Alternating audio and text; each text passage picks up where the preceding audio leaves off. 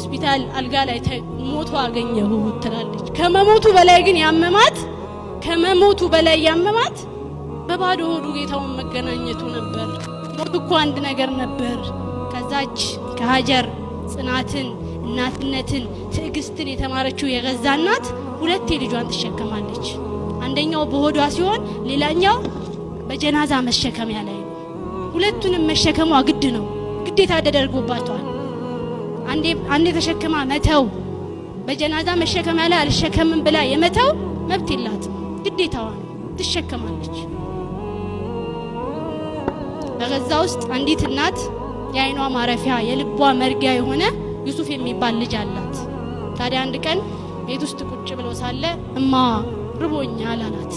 እቺ እናት ትደነግጥና ቤት ውስጥ የሚበላ ነገር ካለ ብላ መፈለግ ትጀምራለች። ግን ምንም አላገኘችም። ወዲያው የሚበላ ነገር ካለ ብላ ከጎረቤት መፈለግ ትጀምር ትወጣለች። ስትፈልግ ግን አላገኘችም። ልፈልግ ወጣሁኝ ትላለች። ወጣሁኝ ግን አላስቻለኝም። ተመልሼ መጣውና በሩን እንዲዘጋ ነገርኩት ትላለች።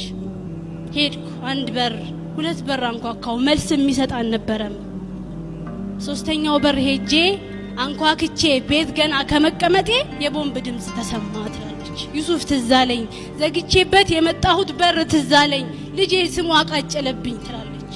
ሮጥኩ፣ ያለ የሌለ ኃይሌን በሙሉ ተጠቅሜ ሮጥኩ። ስደርስ ግን ምንም ነገር አልነበረም። ነገሮች ተቀያይረው ነበር። ዩሱፍን አይታችሁታል?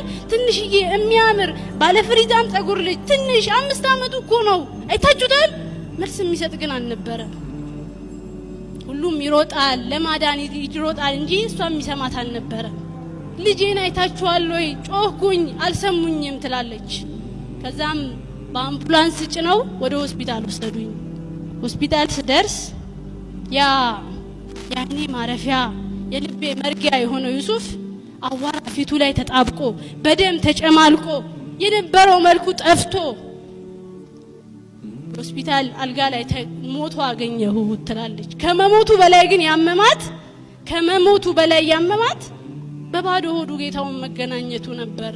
ሞት እኮ አንድ ነገር ነበር። ልጅን ማጣት እኮ አንድ ነገር ነበር። ለልጅ ግን ምግብን አለመስጠት አለመቻል ያማል ትላለች። ረሃብ መጥፎ ነገር ነው ወንድሞቻችን። ከምቱ ከስብራቱ በላይ ረሃባቸው ነው ያሳመመን። ትላንት ከራሳቸው አልፈው ጎረቤት ሀገርን ሲያድኑ የነበሩ ህዝቦች ዛሬ ለራሳቸው ምግብን አጥተዋል። ለራሳቸው መሆን አቅቷቸው